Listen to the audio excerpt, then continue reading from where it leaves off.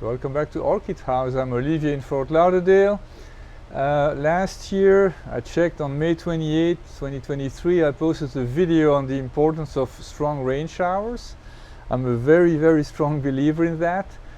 So you can't replicate that. I mean, just Mother Nature does its stuff, and for instance, if you have a plant that grows in Costa Rica and Panama, they have torrential downpours, and the plants benefit from that. And then, I mean, you really can't do that by irrigation or sprinklers or whatever. So I tested something a few months ago, and I'm very happy with the results, and that's what I wanted to talk about today. So I just soak orchids overnight. So I have different types of containers. This is for bigger plants, somewhat smaller, somewhat deeper, then shallow ones.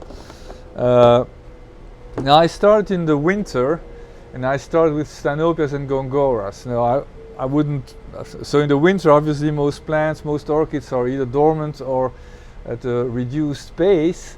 So, but Stanopias and Gongoras are plants that never slow down, or very little at least in the winter, and they need to be very wet for the most part. Now I believe that if you keep your Stanopias or Gongoras constantly wet, they're gonna rot, you're gonna have fungal issues. So I always let them approach dryness, but then I really soak them.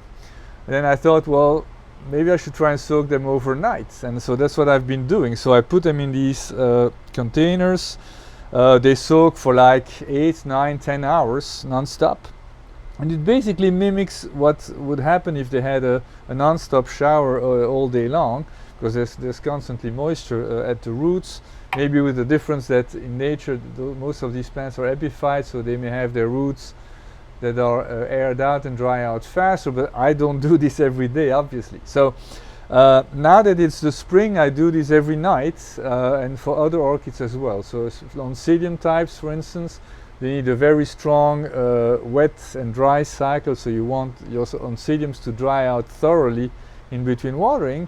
But when it's growing season, in nature they get monsoon rain, so if they get really dry and all you do is a little sprinkle, there might not be enough. So then I soak them overnight as well, every now and then, and they benefit from it.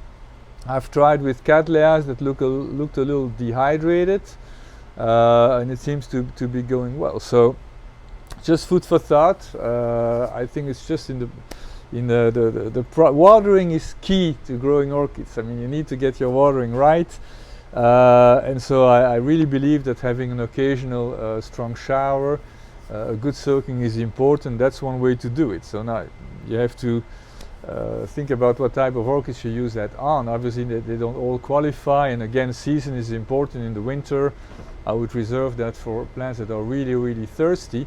But in the summer, I mean, I'm going to do this every night. Now obviously I have a large collection. There's like 7 containers, so it's only a few plants that benefit from it, but I think it works great. So that's all for today. Thank you very much for tuning in, and I will see you next time. Bye bye.